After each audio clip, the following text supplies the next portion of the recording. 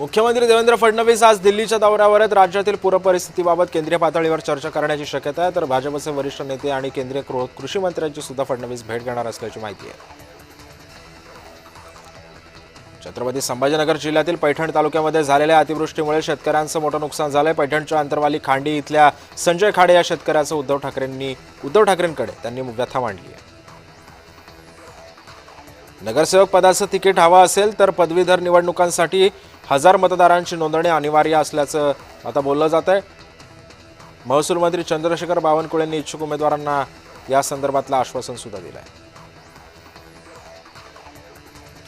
येणाऱ्या हिवाळी अधिवेशनामध्ये सरकारकडून कर्जमाफी होणार असल्याची माहिती सूत्रांनी दिली आहे। महायुती सरकारनं बँकांकडून शेतकऱ्यांची थकबाकीची माहिती मागवली असून थकबाकी न भरल्यानं 24,73,566 शेतकऱ्यांसाठी बँकांचे दरवाजे आता बंद झाले।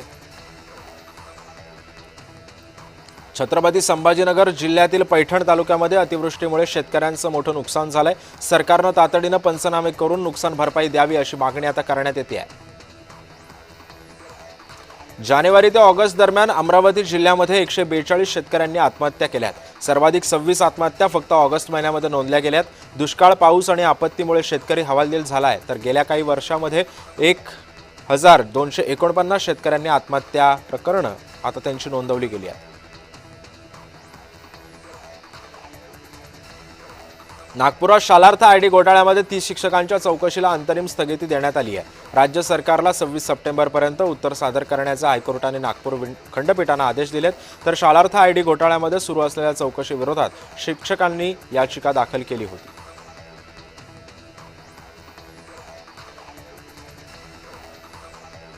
नागपूर जिल्हा वक्फ अधिकारी तौफिक अहमद यांना निलंबित करण्यात आलंय। तौफिक अहमद, शरीफ अहमद आणि यांना महाराष्ट्र राज्य वक्फ मंडळानं तात्काळ निलंबित केलंय।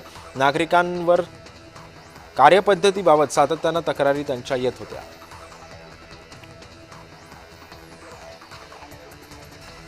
मुंबईमध्ये आय लव्ह मोहम्मदचे बॅनर लागले होते। याला आता नितेश राणेंनी आय लव्ह महादेवनं उत्तर दिलंय। नितेश राणेंनी आय लव्ह महादेवची पोस्ट सुद्धा केलेली आहे। मुंबई ठाण्यातील मेट्रो प्रकल्पासाठी 462 कोटींचा निधी देण्यात आलाय। प्रकल्पांना चालना देण्यासाठी अर्थसहाय्य करण्याचा निर्णय राज्य सरकारने घेतलाय। कुलाबा वांद्रे सिप्स मेट्रो मार्गाची राहिलेली कामं करण्यासाठी सुद्धा 80 कोटी रुपये, तर ठाणे कल्याण भिवंडी मार्गासाठी 32 कोटी 50 लाख रुपये देण्यात आल्याचा निर्णय घेण्यात आलाय।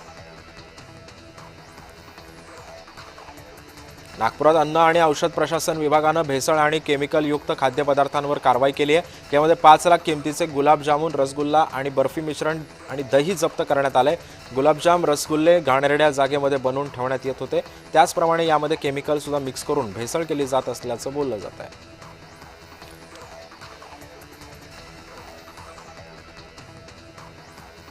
ऑक्टोबरपासून नाशिक दिल्ली आणि नाशिक हैदराबाद मार्गावरती फ्लाईट सुरू होणार आहे। नाशिक इंदोर मार्गे जयपूर फ्लाईट देखील पुन्हा कनेक्ट होणार आहे। इंडिगो एअरलाइन्सकडून सेवा उपलब्ध करण्यात आली आहे। तिकिटाचे दर आणि वेळापत्रक लवकरच जाहीर होणार असल्याची सुद्धा माहिती आहे।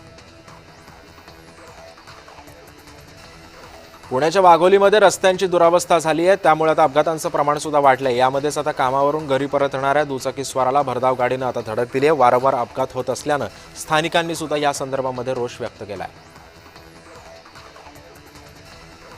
सनातन संस्थेवर बंदी घालण्याची याचिका मुंबई उच्च न्यायालयानं निकाली काढली आहे। सनातन संस्थेचे निर्दोषत्व पुन्हा एकदा सिद्ध झालं असून खोटी आणि तथ्यहीन याचिका सुद्धा आता दाखल करून न्यायालय आणि समाजाची दिशाभूल करणाऱ्या याचिकाकर्त्यांना दंड ठोठावण्यात आलेला आहे। गोंदिया जिल्ह्याच्या देवरी तालुक्यातील उच्चपूर गावामध्ये नवीन बियर बार सुरू होतोय।